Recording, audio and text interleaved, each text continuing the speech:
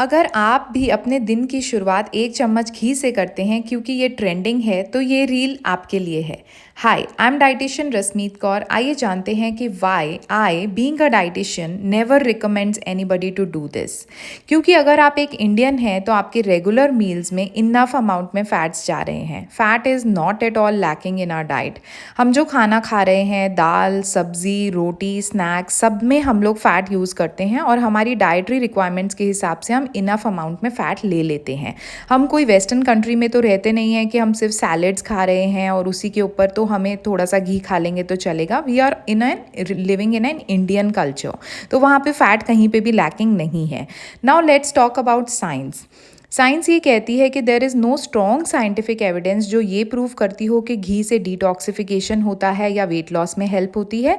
लेकिन हमारे पास enough scientific evidence है ये प्रूव करने के लिए कि एक्सेस अमाउंट में सैचुरेटेड फैट्स खाने से हमारे कोलेस्ट्रॉल बढ़ सकते हैं, specially LDL cholesterol, weight gain हो सकता है अगर आप एक सिडेंट्री लाइफस्टाइल में हैं, और कार्डियोवेस्कुलर डिजीजेस का खतरा भी बढ़ सकता है।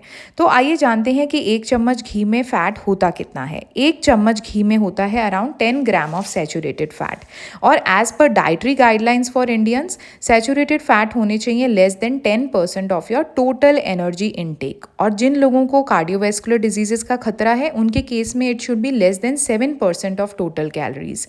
तो अगर एक 2000 किलो कैलोरी डाइट की बात करें तो ये आता है around 15 gram of saturated fat per day हमारे लिए सेफ है। अब एक चम्मच घी में है अराउंड 10 ग्राम सैचुरेटेड फैट, और हमने दिन की शुरुआत में ही 70 to 80% अपनी डेली सैचुरेटेड फैट की लिमिट को क्रॉस कर दिया है।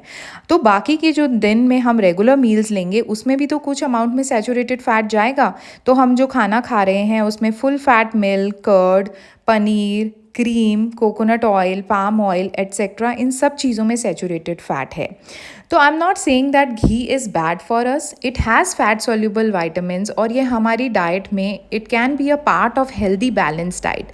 बट द की इज़ कि हम किसके बारे में बात कर रहे हैं, उस पर्सन की एज क्या है, उसकी मेडिकल कंडीशन क्या है, क्या वो ओवरवेट है, डायबिटिक है, कार्डियोवेस्कुलर डिजीजेस हैं, कोलेस्ट्रॉल बढ़े हुए हैं, उनकी फिजिकल एक्टिविटी कितनी है, तो किस कॉन्टेक्स्ट में बात हो रही है ये समझना बहुत ही ज़्यादा ज़रूरी है।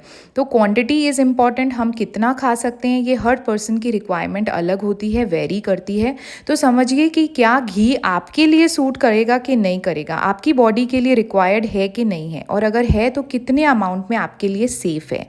So for one person it can be safe, for another person it can be a very dangerous thing. So this is why blindly we should not follow whatever the trend is going on. We should see कि हमारे लिए वो है कि नहीं है। अगर आपको रील पसंद आई हो तो do share it with your friends and follow diet dose for more. Thank you.